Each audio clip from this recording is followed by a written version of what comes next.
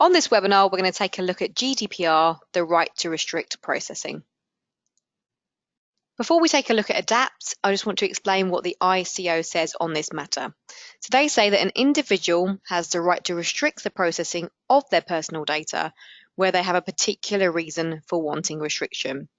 This may be because they have issues with the content of the information you hold, or it might also be because of the way you process the data. In most cases, you are not required to restrict indefinitely, but can do so for a period of time until a decision has been made. So let's go and take a look at how this can be run in ADAPT. So before we take a look at the specific workflow, I just want to remind you that if an individual is unhappy with the data that you hold on them, you can edit it, or you can go and edit the journal. So what I mean is either on the front page, you can see we have certain information, you can edit from here. So use the edit button to do so, depending what it is. Notice here you can't change the address. So if we save that, there are certain workflows where you can do certain amendments of the data. Now that's on the front screen. If you want to go and edit the journal, you would go to the drop down, go into the journal from here, and if you have permissions to do so, you can edit anything that you've written on that candidate. So if there is still a decision to be made, so as an agency, you might be questioning the restriction and deciding what to do. What you can do is go to this icon or go to the GDPR page and run the restrict processing action. So in this section, you would then write in the reason for restriction. So once you've written in your notes, you would then click on confirm. And what you're seeing here is it's then put that record into restricted mode.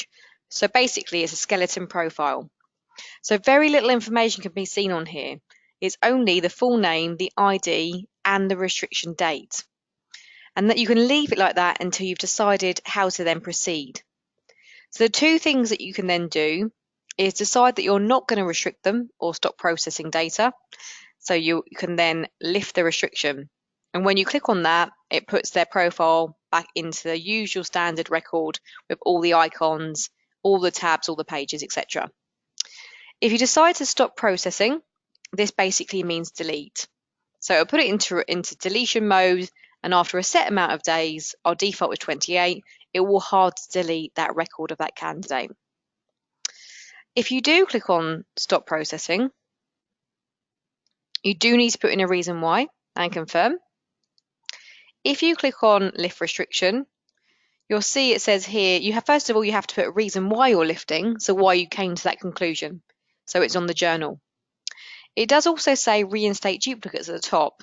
So what it's saying is if there are duplicate records of the same candidate, when you put it into restrict processing mode, it would have restricted all of the different records. If you click on reinstate duplicates, it reinstates all the records in the system. If you don't tick that, it just reinstates this particular record, so the master record, and it keeps all the duplicates into restriction mode. So you've got a choice there. If you ever want a list of all the candidates you put in restriction mode because you can't remember who that is, you can go to the people homepage, and you'll see here, if we untick these for a second, you've got one that is restricted, so you can click on that, click on find, and it will list all the people in that mode.